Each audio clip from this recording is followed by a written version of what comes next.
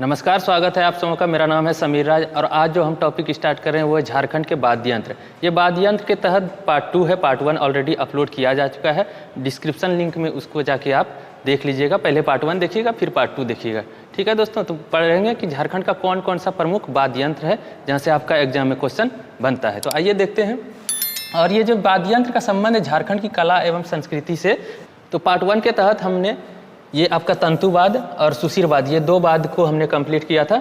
आज जो हम चर्चा करेंगे तालवाद, कौन कौन सा तालवाद है जहाँ से क्वेश्चन बनेगा आपका, उस पर डिस्कस करेंगे। ये तंतुवाद और सुशिरवाद पार्ट 1 में।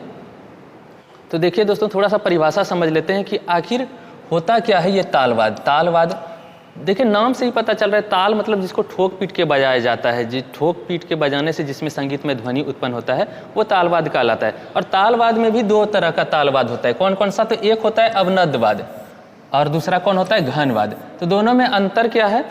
अवनद्धवाद और घनवाद में अंतर क्या है? तो देखिए हम बता देते हैं, परिभाषा भी लिखे हैं। अवनद्धवाद क्या होता है? ये जो होता है लकड़ी के ढांचे पर चमड़ा मढ़कर बनाया जाता है।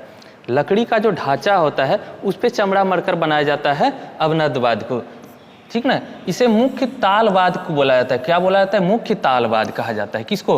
अवनद्धवाद को। जैसे मांदर हो गया, नगाड़ा हो गया, ढाक हो गया, धमसा हो गया, ढोल हो गया इत्यादि। इस तरह का जो भी वाद्य यंत्र आप देख रहे हैं वो किस श्रेणी में है? अवनद्धवाद। ठीक है दोस्तों। और ये कौन सा वाद होता है? अवनद्ध मुख्य तालवाद। और ये घनवाद कौन सा होता है? घनवाद ये प्राय जो होता है कासा से निर्मित होता है। किससे निर्मित होता है? कासा। कासा जान रहे हैं? कासा से निर्मित किया जाता है। इन्हें सहायक तालवाद बोला जाता है। ये मुख्य तालवाद हो गया अवनद्ध, और ये कौन सा हो गया? तो सहायक तालवाद। जैसे झाल, करताल, झांझ, थाला, घंटा, मंजीरा इत्यादि। ये सब क्या हुआ? ये सब हो गया आपका घनवाद। शुरू करते हैं दोस्तों। अवनद्धवाद में पहला जो हम चर्चा करेंगे मांदर। ध्यान रखिएगा, यहाँ से क्वेश्चन पूछता है क्या क्या इसका विशेषता है, कैसे बनाया जाता है। ठीक है, उस पर चर्चा करते हैं। तो ये जो मांदर आप देख रहे हैं, यहाँ पे इमेज देखिए, ये मांदर है। क्या है? तो यह झारखंड का प्राचीनतम एवं अत्यंत लोकप्रिय वाद्य यंत्र है। पहला तो क्वेश्चन यहाँ से पूछ लेगा, ये क्वेश्चन पूछा भी गया है कि झारखंड का प्राचीनतम एवं अत्यंत लोकप्रिय वाद्य कौन सा है? तो मांदर। ये जो देख रहे हैं ये आपका है मांदर। इसे तुमदक भी बोला जाता है। इसका एक और नाम है। कौन सा नाम है? तुमदक। तो अगर पूछ ले तुमदक किस वाद्य यंत्र को बोला जाता है, तो किसको बोला जाता है? मांदर को। ये मांदर जो आप देख रहे हैं, तो इसे कौन बजाता है? इस वाद्य यंत्र को झारखंड के सभी जनजातियों द्वारा बजाया जाता है। सभी जनजातियों द्वारा। झारखंड में जितना 32 जनजाति आप देख रहे हैं, तो सभी जनजातियों द्वारा इस वाद्य यंत्र को बजाया जाता है, मांदर को। कब बजाया जाता है? तो मुख्यतः नृत्य के अवसरों पर बजाते हैं। जो नृत्य करते हैं उस अवसर पे मांदर को बजाया जाता है। इसका निर्माण कैसे होता है? तो इसका निर्माण मिट्टी या लकड़ी के लगभग 3 से 4 फीट लंबे गोलाकार खोल के दोनों सिरों पर चमड़ा मढ़कर किया जाता है। ये जो देख रहे हैं आप, ये लकड़ी का भी हो सकता है या मिट्टी का भी हो सकता है, और इसके दोनों साइड में चमड़ा मढ़कर इसका निर्माण किया जाता है। मांदर की आवाज़ अत्यंत गूंजदार होती है। मांदर को बजाने पे आवाज़ जो निकलता है वो बहुत ही गूंजदार निकलता है। ठीक है, यह एक पार्श्वमुखी वाद्य यंत्र है। किस प्रकार का वाद्य यंत्र है? तो पार्श्वमुखी वाद्य यंत्र है। आगे बढ़ते हैं। अगला कौन सा वाद्य यंत्र है? अगला जो वाद्य यंत्र है नगाड़ा।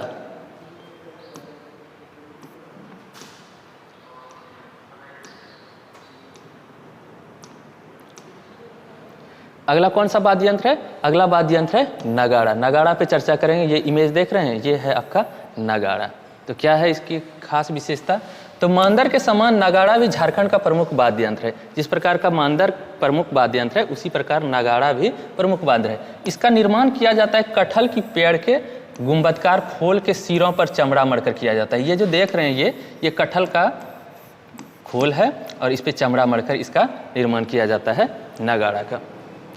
देखिए, नगाड़े का आकार जो है स्थान और समुदाय के अनुसार 3 श्रेणियों में होते हैं। कहने का मतलब स्थान, किसी खास समुदाय के हिसाब से 3 श्रेणियों में इसको बांटा गया है। 3 श्रेणी कौन कौन सा? एक है बृहद नगाड़ा। बृहद मतलब जो सबसे बड़ा है, बड़ा बृहद।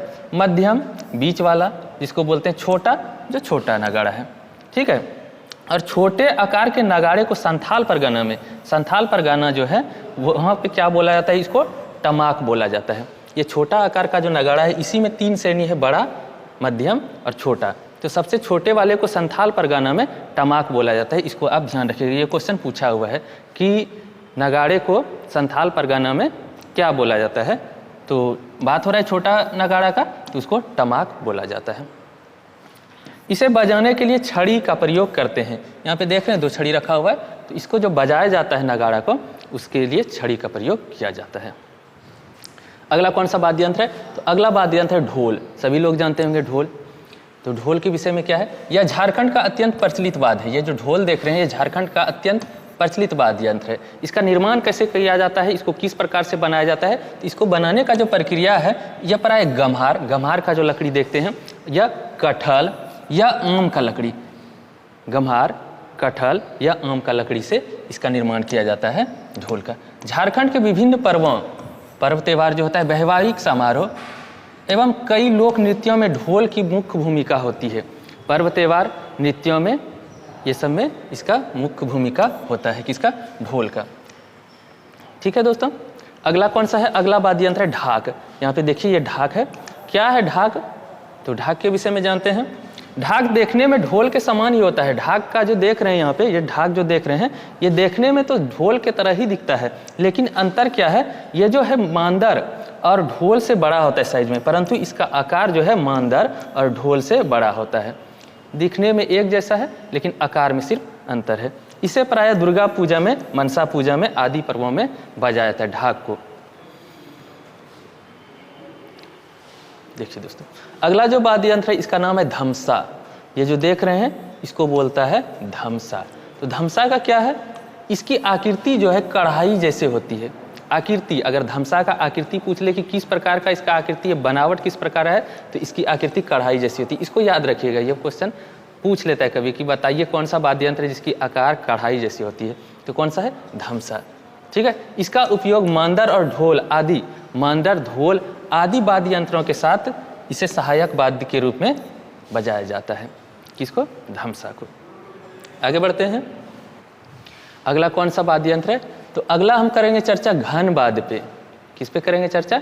घन वाद्य पे, जो कि ताल वाद्य का ही एक रूप है, जिसको कि मुख्य ताल वाद्य नहीं बोला जाता है, इसको सहायक ताल वाद्य बोला जाता है। और इसके तहत कौन कौन सा चीज़ आता है, उस पर चर्चा करेंगे। और इसका निर्माण अभी थोड़ा देर पहले हम बताए परिभाषा कि इसका निर्माण जो भी होता है वो कासा से होता है। तो कौन कौन सा है? पहला चर्चा करेंगे मंजीरा। ये मंजीरा क्या होता है और कैसे बनाया जाता है? तो मंजीरा जो होता है, ये जो देख रहे हैं इमेज में, ये पीतल के 2 छोटे छोटे छल्ले होते हैं। ये जो देख रहे हैं ना, ये पीतल का है बना हुआ, पीतल के छोटे छोटे छल्ले होते हैं। मध्य यानी बीच भाग जो है, बीच भाग अंदर से चिपका हुआ होता है और बाहर कोणाकार होता है। बीच भाग जो है अंदर से चिपका हुआ है, बाहर कोणाकार निकला होता है। बीच के भाग में छिद्र होते हैं जो रस्सी से जुड़े होते हैं। ये बीच का भाग जो देख रहे हैं, इसमें छिद्र होता है और ये रस्सी जो धागा देख रहे हैं, उससे वह जुड़ा होता है। ये क्या है आपका? यह है आपका मंजीरा। ठीक है, अगला कौन सा है? झाल। झाल क्या है? इसकी बनावट, झाल का भी बनावट जो होता है मंजीरा के तरह ही होता है। क्या होता है? झाल का बनावट जो होता है मंजीरा के तरह ही होता है, सिर्फ साइज का अंतर है। क्या साइज है? परंतु यह मंजीरा से बड़ा होता है। जो झाल का इमेज नहीं दिखाएं, लेकिन इसको सेम समझ लिए, सिर्फ साइज का अंतर होता है। क्या होता है? साइज में डिफरेंट है, होता है सेम मंजीरा जैसा, लेकिन मंजीरा से क्या होता है? बड़ा होता है। अगला कौन सा है? अगला है झांझ। कौन सा है अगला? झांझ। ये क्या होता है? तो झांझ जो होता है उसी प्रकार का होता है। यह मंजीरा और झाल के बीज का बात है। मंजीरा, ये जो मंजीरा और झाल पे चर्चा की है, तो इसके बीच का ये बात है आपका झांझ। यहाँ पे पिक्चर में दिखाए हैं, ये झांझ है। देखिए, इसी तरह झाल भी, मंजीरा भी होता है, तो ये बीच का बात है। इसे मंजीरा से अधिक तथा झाल से कम झनकार निकलता है। इससे जो आवाज़ निकलता है मंजीरा से अधिक, ये मंजीरा जो देख रहे हैं इससे अधिक, और झाल से कम आवाज़ निकलता है आपका झांझ से। ठीक, अगला वाद्य यंत्र है करताल। कौन सा वाद्य यंत्र है? करताल। ये आप इमेज देख रहे हैं, ये है आपका करताल। तो क्या है, कैसे बनाया जाता है, इसकी बनावट क्या है? यह मंजीरा का छोटा रूप है। मंजीरा जो चर्चा की जस्ट, ये मंजीरा का छोटा रूप है। इसे लकड़ी के 2 कलात्मक फ्रेम में 2 भाग 2 कतारों पर छोटे छोटे छल्ले काटकर, ये जो लकड़ी का देख रहे हैं, ये 2 कतारों में, मतलब साइड में, दोनों साइड, जैसे कि लकड़ी का छोटे छोटे काट कर इसको बीच में जड़ दिया जाता है। यही इसका है बनाने का प्रक्रिया, किसका? करताल का।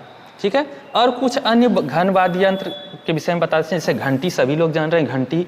उसके बाद थाला, थाली के तरह होता है, थाला नाम है इसका। उसके अलावे घुंघरू, ठेचका, रूंज, काठी, ये सब का आप नाम याद रखिए, क्योंकि एग्जाम में कभी कभी क्वेश्चन इस तरह से भी पूछ लेता है कि बताइए कि ये वाद्य यंत्र किस श्रेणी का वाद्य यंत्र है, ठीक ना। घंटी, थाला, ठीक, मुख्य तालवाद है या सहायक तालवाद है, ये सब आपको ध्यान रखना है, ठीक। ठीक है दोस्तों, मिलते हैं नेक्स्ट क्लास में एक नए टॉपिक के साथ। तब तक पढ़ते रहिए, मस्त रहिए, स्वस्थ रहिए।